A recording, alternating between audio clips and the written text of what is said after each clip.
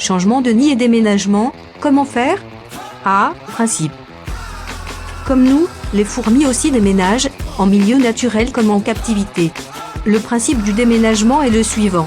Le nid à quitter doit avoir des conditions défavorables, mais non mortelles à court terme, et le nid d'emménagement doit avoir les conditions les plus idéales et favorables possibles. Pour cela, il vous faudra jouer à l'éleveur tortionnaire en induisant des conditions qui sont aux antipodes des conditions idéales de maintien de l'espèce que vous souhaitez faire déménager. La colonie devra avoir un accès au nid d'accueil pour qu'elle puisse s'y installer. Il vous faudra donc connecter les ADF des deux nids avec un tuyau ou un pont de fortune comme illustré. B. Colonie en tube. Tout d'abord, pour le déménagement d'une colonie en tube, vous avez deux solutions. La méthode douce, attendre que la réserve d'eau soit épuisée. Il suffit pour cela de placer le tube de fondation dans la DF et de toujours humidifier le nid d'accueil en attendant l'épuisement de la réserve d'eau du tube. À noter que souvent la colonie déménagera avant même l'épuisement de la réserve d'eau. La méthode brusque, les déménager de force en vidant, si possible délicatement le tube, ouvrière, reine et couvain, dans la DF du nid d'accueil. Il vous faudra tapoter sur le tube pour les faire tomber. C. En général. Faites le contraire des guides d'élevage. Les conditions exécrables que vous induirez au nid de partance doivent être opposées à celles régnant dans le parfait nid d'arrivée. Ainsi, si vous avez affaire à une espèce xérophile et thermophile, vous augmenterez l'humidification pour rendre le nid très humide et vous couperez le chauffage pour le refroidir. Si au contraire vous avez affaire à une espèce hydrophile et thermophobe, vous couperez l'humidification pour la sécher et vous augmenterez le chauffage pour faire monter la température. Vous pouvez également, et cela quelle que soit l'espèce, 1. Éclairer abondamment le nid de partance et obscurcir le nid d'arrivée en posant sur la vitre un livre par exemple. Attention à la chaleur dégagée par la lampe qui risque de littéralement cuire les fourmis. Pour éviter ce risque, déposez un thermomètre sur la vitre du nid. 2. Tapotez de temps en temps le nid de partance pour créer des vibrations, ce qui dérangera les fourmis. 2. La colonie a fondé et se développe. Que faire ensuite? La construction d'une fourmilière. A. Généralité. Tout va bien, votre reine pond, vos ouvrières naissent et parcourent la DF pour manger ce que vous leur offrez.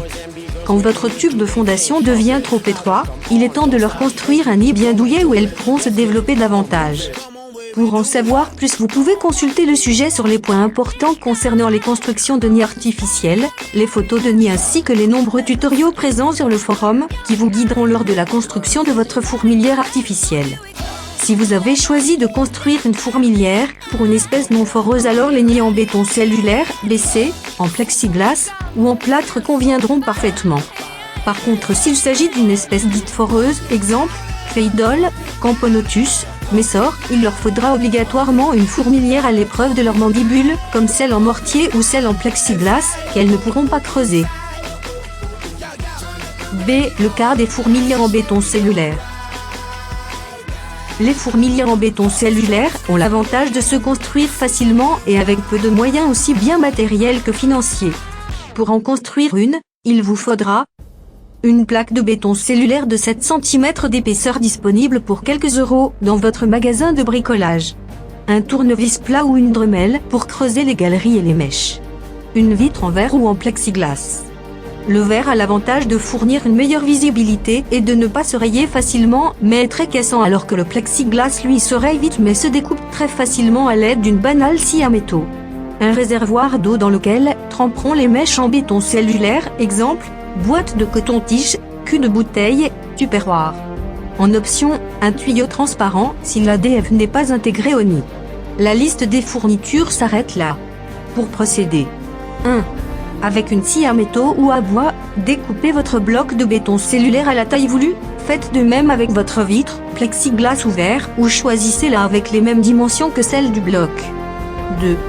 Creusez à l'aide de votre dremel ou de votre tournevis plat les galeries du nid ainsi que les mèches en BC.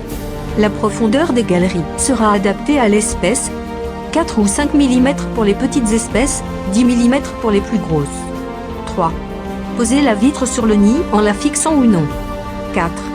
Si l'aire de fourragement n'est pas incluse au nid, connectez le nid et la à l'aide d'un tuyau en plastique transparent. 5. Faites tremper les mèches dans le réservoir d'eau. c'est acheter une fourmilière artificielle. Bien qu'une telle construction soit très rapide et peu chère, certains voudront peut-être en acheter une.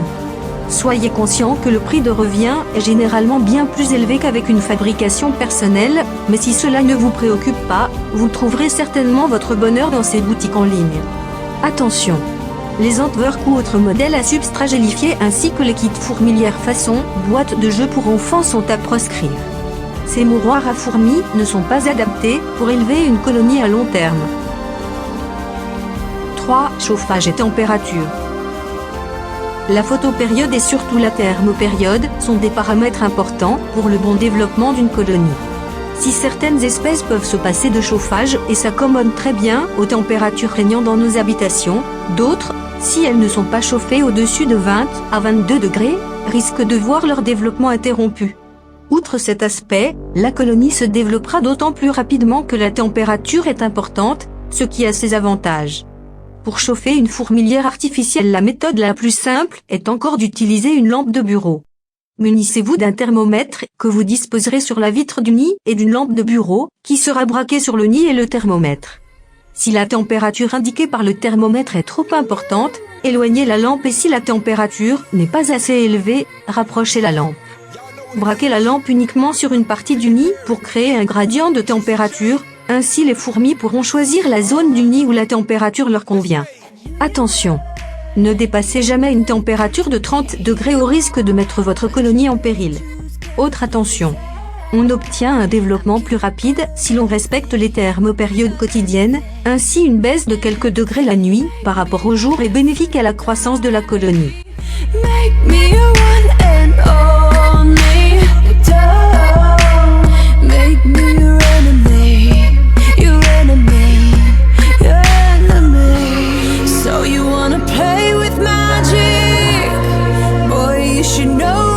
Falling for